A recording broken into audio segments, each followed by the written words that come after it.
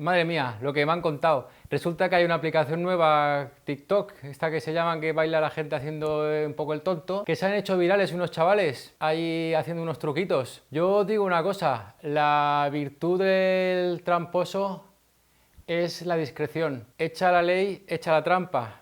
Pero os digo otra cosa, echa la trampa, echa de nuevo la ley.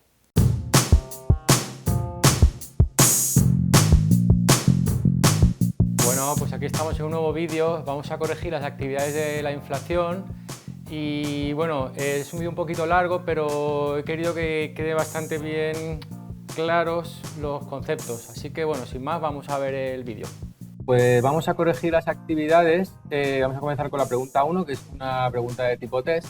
Dice, la tasa de inflación normalmente coincide con, dice, el valor del IPC. En principio la tasa de inflación es un porcentaje y el IPC siempre es un número absoluto, ¿no? Que está en torno al 100 normalmente. Entonces, en principio esta no sería. La B dice la variación porcentual del IPC de un periodo respecto a otro. Realmente esta sí, porque la inflación lo que mide es la variación del IPC de un periodo respecto a otro, que suele ser un año. Vamos a ver la siguiente, pero en principio sería la B. El valor del deflactor del PIB. El valor del deflactor del PIB no, porque realmente tampoco sería. Realmente tampoco sería por el mismo motivo que la A. En todo caso sería la variación del deflactor, ¿vale? La compra de todo tipo de bienes por parte de los agentes económicos. Esta tampoco tiene nada que ver. Por lo tanto, la respuesta correcta sería la B. Venga, vamos con la 2. Dice, explica si las siguientes circunstancias podrían ser consideradas inflación o no. A. Aumentan el precio de los cafés en todas las cafeterías del país. Vale, aumenta en todas las cafeterías el precio del café porque es un producto. Como solo es un producto, en principio no es inflación porque la inflación afecta a la mayoría de bienes y servicios, ¿vale? Si no, no hay inflación. Si solo aumenta el café, no habría. El IPC pasa de ser de 120 a 100 de un año para otro y disminuye el IPC, en principio no es inflación, es deflación, ¿vale? Aumentan los... Si disminuye el IPC, se conoce como deflación, no es inflación. Voy a intentar escribir aquí, pero no voy a escribir mucho porque la letra no es tan fácil aún, ¿vale? Deflación. La C dice, aumenta todos los meses el precio de la vivienda, el transporte y la comida, que son categorías del IPC. En esta pregunta, como digo muchas veces, esto no es blanco ni negro, no es como matemáticas. Entonces esta pregunta, si lo justificáis, podríais poner que es tanto sí o no. Os digo las dos respuestas. La primera que os digo, no. ¿Por qué? Por lo mismo que hemos dicho antes. Porque ha aumentado el precio de la vivienda, el transporte y la comida. Solo son 3 categorías de 12. Entonces, como no es un aumento generalizado, sino que solo son 3 categorías, pues podéis decir que no. Si le damos un poquito más la vuelta y decimos que sí, ¿por qué? Porque el precio de la vivienda, el transporte y la comida tienen un peso importante en la cesta, en el IPC, entonces tienen un porcentaje importante.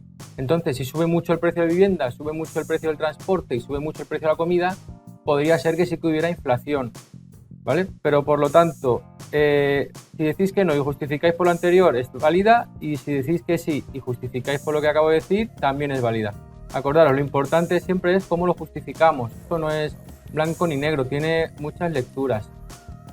Vale, la pregunta 3. ¿Qué significa que el IPC sea 100 en un año determinado?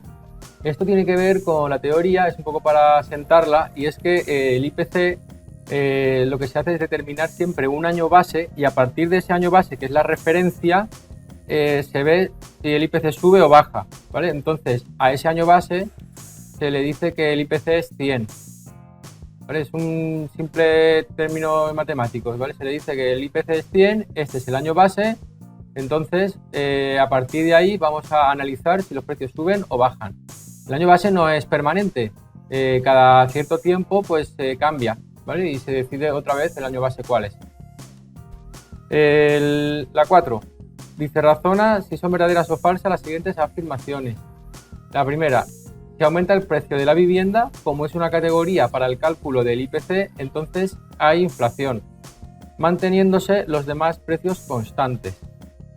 Aquí hay varias cosas que analizar, pero la más importante es que si lo demás se mantiene constante todo lo demás, todas las categorías, y aumenta el precio de una de ellas, que es la vivienda, entonces se aumenta ese precio y lo demás se mantiene constante, el IPC subirá. Entonces sí que hay inflación, ¿vale? Esta sería verdadera. Porque esto se mantiene constante, esto aumenta, entonces pues tira para arriba al IPC. En la B, por ejemplo, la B es otro caso. Dice, si disminuye un 10% el precio de los alimentos, como es una categoría para el cálculo del IPC, entonces no hay inflación, independientemente de los precios de las demás categorías. Si la pregunta acabara aquí, sería verdadera, porque si disminuye el 10%, quiere decir que no hay inflación, que hay deflación. Pero dice, independientemente de los precios de las demás categorías. No, independientemente no. Si los precios de las demás categorías, imaginad que aumentan todos un 20%, aunque disminuya solo un 10% esta categoría, sí que tirarían los demás precios para arriba. Entonces habría inflación. ¿Vale? Por lo tanto, esta es falsa, porque depende de los demás precios, ¿vale? Si los demás precios suben para arriba, sí que habría inflación. Vale, la C dice, una inflación que crece rápido en cortos periodos de tiempo es un incentivo para realizar inversiones. Esta ocurre un poco como la del ejercicio anterior, que se puede interpretar. En principio, según lo que hemos dicho de la teoría, cuando la inflación sube muchísimo, entonces esto desincentiva las inversiones. ¿Por qué? Porque hay incertidumbre. Entonces, una primera respuesta podría ser que es falso. ¿Por qué? Porque hay incertidumbre, ¿vale? Aumenta la incertidumbre y entonces a las empresas, a las familias en general, no les interesa invertir en nada porque no saben qué va a ocurrir en el futuro. Como que hay desconfianza, pues siempre que hay desconfianza, la gente dice, no quiero invertir. Vale, pero también puede ser verdadero. Podéis decir, es verdadero porque sí, porque entonces la gente, no, como la inflación sube mucho, no quiere ahorrar. Si no quiere ahorrar, entonces tiene que invertir o gastar el dinero en algo. Cuando la gente no quiere ahorrar, puede o gastarlo todo el dinero en acumular, por ejemplo, alimentos, o también invertirlo en bienes que en principio no pierden valor, ¿vale? Por ejemplo, oro. O, por ejemplo, dice, vale, pues lo voy a invertir en bienes de vivienda, por ejemplo. O lo voy a invertir en cambiar toda mi moneda que se está devaluando, que el valor de la moneda que tengo no vale nada, pues voy a cambiar de moneda y lo voy a comprar, pues yo qué sé, dólares, ¿no? ¿Vale? Entonces, en ese sentido sí que sería verdadera. Esto es un poco más darle la vuelta y no lo hemos dado. Pero si alguien pusiera esto en un examen, yo se lo daría como bueno. Y si alguien pone esto porque no sabemos más, también, ¿vale? Es un poco la idea. La D dice, una espiral de precios a la baja, deflación, provoca reducción de beneficios empresariales. Salarios también los reduce, genera cierre de empresas y hace aumentar el desempleo. Esta es pura teoría, en principio esta es verdadera, ¿vale? ¿Por qué? Porque siempre que hay deflación, cuando hay una deflación muy continuada, si los precios bajan, se reducen los beneficios, entonces las empresas pueden llegar a reducir salarios o incluso a cerrar y esto hace que aumente el desempleo, ¿vale? Entonces esta sería verdadera. Vamos a la siguiente página, vamos a ver si la encontramos. ¿Dónde estará? Aquí, vale. En esta actividad, que es la 5, es una página entera, pero realmente esto es todo teoría, ¿vale? Esta primera parte es teoría, porque no están los apuntes, y las preguntas realmente están en la página 3. Voy a leer las preguntas y las voy a resolver aquí en esta página de manera oral. La primera pregunta, ya me he pasado, a ver, la A dice, ¿podría relacionar los datos con los tipos de inflación mencionados arriba? Encuentra al menos 2 ejemplos de cada una. Venga, pues vamos con la A, vuelvo a la página anterior y entonces, ¿qué os he puesto aquí? Aquí os he puesto en la primera parte de la pregunta los diferentes tipos de inflación que no están en los apuntes. El primer tipo que os he puesto es la deflación, que en vez de que suban los precios, que bajen, y luego es inflación moderada, galopante o hiperinflación, que también os he explicado en otro vídeo en la teoría. Esto es a qué ritmo diferente puede crecer la inflación. Lo ideal siempre es que crezca una inflación moderada que además sea en torno al 2%, ¿vale? Entonces, esto es lo que no genera incertidumbre y hace que puedas invertir, que puedas tener confianza, etcétera, que pueda funcionar la economía. Entonces, vamos a buscar ejemplos. En estas 3 tablas os he puesto las tasas de inflación de Zimbabue, ¿vale? Que ha sido uno de los casos más sonados de los últimos tiempos. las tasas de inflación del último año de Argentina y la tasa de inflación del año anterior, de 2018, de Venezuela, ¿vale? Que son casos también de inflación de estos últimos años. Y luego una evolución de la inflación en España, ¿vale? Entonces, inflación moderada. Vamos a buscar moderada. Moderada quiere decir que esté la inflación entre el 1 y el 10%, ¿vale? Pues moderada sería, por ejemplo, este numerito de aquí. En 1980, aquí en 1980, exactamente el 7%, es una inflación moderada que ya empieza a ser preocupante, ¿vale? Pero aún se considera moderada en Zimbabue. Y sobre todo es en esta última tabla que os he puesto en España, ¿vale? Todo lo que es positivo, ¿ves? Crecimiento del 2%, 2,1, 3,5, 2,1, en este acá hay el 1,5. Todo esto que está en torno al 2 es lo ideal, pero además todos estos años de inflación es moderada. De 2016 a 2017, que es un 3%, de 2012 a 2013, que la inflación va bajando el crecimiento, pero sigue siendo positiva inflación, pues todo esto es moderado. ¿Vale? En España, sobre todo, que es una economía, digamos, más estable, o lo ha sido hasta ahora, que veremos qué ocurre. Ahora, por ejemplo, hay una gran sensación de incertidumbre. La siguiente es la galopante. Dice niveles de inflación de 2 o 3 dígitos. Esto quiere decir de 2 dígitos, pues 10, de 10 a 99, y 3 dígitos incluso a 3 dígitos, pues de 100 a 999, en el plazo de un año, ¿vale? Pues vamos a ver, galopante, pues todo lo que es la década de los 80, la década de los 90, que está en 48%, 40%, 20%, este 7,3 del 1988 obviamente no, ¿vale? Pero aquí todo es galopante, galopante, 2001 ya empieza a aumentar, 112,1%, pues empieza a ser más preocupante, y 2002, 2003, 2004, ¿vale? Todo eso es galopante. En Argentina actualmente hay una crisis también, una inflación galopante, que lleva siendo además continuada, y esto está generando desequilibrios.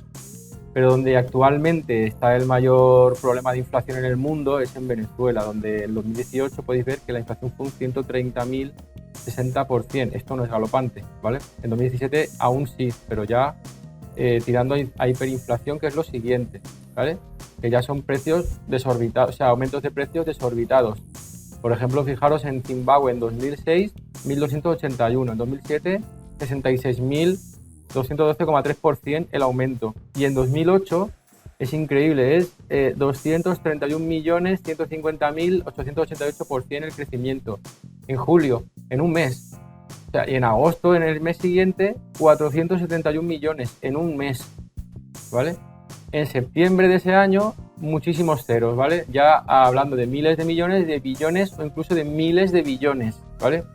Pero lo que está ocurriendo ahora en Venezuela hasta actualmente 2018 es el problema, ¿vale? Que el último año, bueno, el año 2018 fue de 130.060 la hiperinflación. Esto está creando unos desequilibrios grandísimos, donde hay desabastecimiento, donde la moneda no vale absolutamente nada, donde la gente no encuentra empleo, los salarios suben siempre más tarde que los precios, entonces la gente se empobrece, ¿vale? Y la última que la he dejado para el final es la deflación, que es la disminución de los precios.